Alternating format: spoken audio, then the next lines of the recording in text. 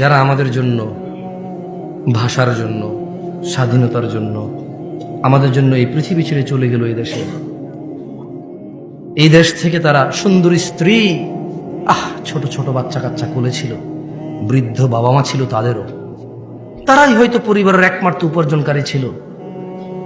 ওর স্ত্রীর গর্ভে একটা 9 মাসের বাচ্চা ছিল। ও বেচারা ভাষার জন্য হোক, স্বাধীনতার জন্য হোক, ওর স্ত্রী সন্তানের ইজ্জত রক্ষার জন্য হোক, আর পরাধীনতায় বিরক্ত হয়ে নিজের পরবর্তী প্রজন্মকে স্বাধীন একটা রাষ্ট্রে দিয়ে স্বাধীনতা দিয়ে যাওয়ার জন্য হোক, ও বেচারা লড়াই করতে চলে গিয়ে জীবন দিয়ে দিল। ওর বাচ্চাটা ভূমিষ্ঠ হলো ইয়েতিম হয়ে। ওর বাচ্চাটা পৃথিবীতে আসার আগে ইয়েতিম হয়েছে। ও জীবন বিলিয়ে দিল।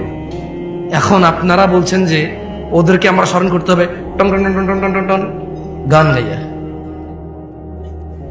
আপনারা বলতেছেন যে তারা যেহেতু আমাদের জন্য জীবন দিয়ে চলে গেছে, একটা দিন আমরা নির্ধারণ করব, ওই দিন মুসলমানের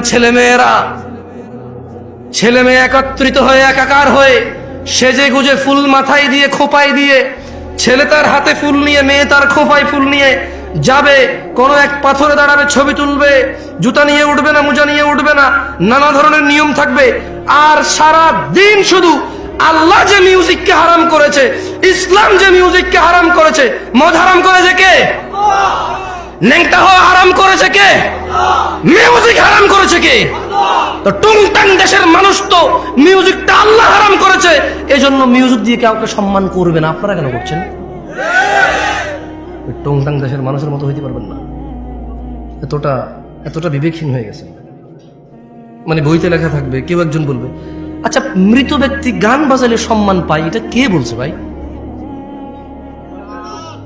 মিউজিক বাজাইলে যে আমার জন্য উৎসর্গ করেছে তার প্রাণ, যে আমার মাথার মণি, যে আমার আবেগের জায়গা, আল্লাহ তাদের উপর সবার উপর সন্তুষ্ট হলো, জান্নাত দান করুন।